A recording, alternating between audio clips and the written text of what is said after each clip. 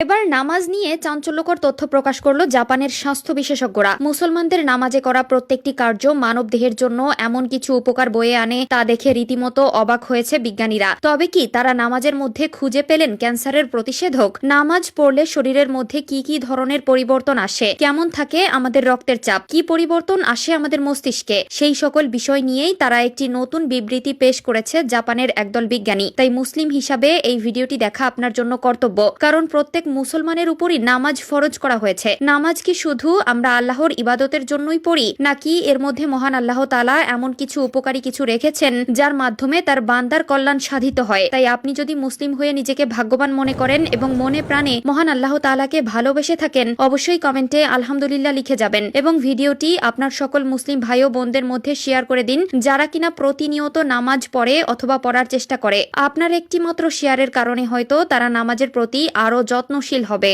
আর যখন তারা জানতে পারবে নামাজ পড়ার এই সকল গুণাগুণ ও উপকারিতা, তখন তাদের নামাজের প্রতি আগ্রহ অধিক পরিমাণ বৃদ্ধি পাবে। প্রিয় দর্শক, এবার নামাজ আদায়ের মাধ্যমে শারীরিক ও মানসিক উপকারিতার কথা উঠে এসেছে বৈজ্ঞানিক গবেষণায়। ইসলাম যে সত্যের ধর্ম তা আবারও প্রমাণিত হলো এই গবেষণায়। ইসলাম ধর্মের অনুসারীদের জন্য প্রতিদিন 5 ওয়াক্ত নামাজ আদায় করা ফরজ। এটি মহান আল্লাহ তাআলার নির্দেশ। এই বিধান লঙ্ঘনে রয়েছে কঠোর শাস্তির ঘোষণা। নামাজ পড়লে মানুষের শারীরিক ও মানসিক অনেক উপকারিতা সাধিত হয়। বিজ্ঞানীদের এক গবেষণায় এমনই তথ্য উঠে এসেছে। জাপানের নামকরা এক বিশ্ববিদ্যালয়ের একদল গবেষক জানিয়েছে, নিয়মিত 5 ওয়াক্ত নামাজ পড়লে সুস্থ থাকা যায়, এমনকি এর মাধ্যমে শরীরের ক্যান্সার প্রতিরোধ সম্ভব। নামাজ পড়ার মাধ্যমে মানুষ শারীরিক ও মানসিকভাবে সুস্থ থাকতে পারে। গবেষণায় আরও উল্লেখ করা হয়, যদি নিয়মিত 5 ওয়াক্ত নামাজ পড়া হয় তবে পিঠের ব্যথা কমে যায়, শরীরে রক্ত প্রবাহ স্বাভাবিক হয়। নামাজ পড়ার ফলে রক্তচাপ এবং হৃদকম্পন কমে যায়, যা মানুষের পেশিকে শিথিল করে।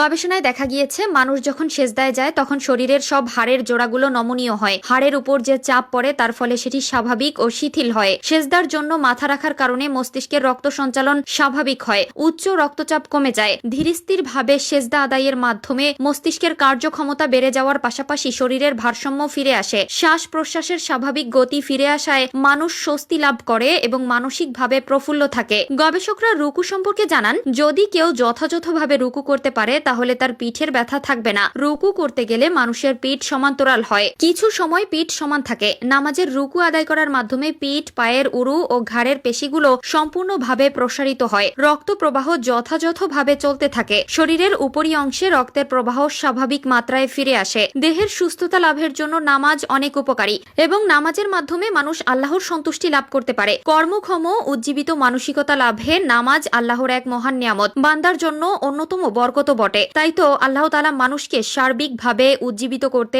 নামাজের প্রতি গুরুত্ব আরোপ করেছেন, আর তা না পারলে শাস্তির বিধানও রেখেছেন। তাই প্রিয় মুসলিম ভাই ও বোনেরা, নামাজ মুসলিমের জন্যই উপকারী এবং বর্তমান বিজ্ঞানও নামাজ পড়ার ফজিলত সম্পর্কে তথ্য জানিয়ে দিয়েছেন। তাই আজ থেকে ইনশাআল্লাহ কেউ নামাজ ত্যাগ করবেন না।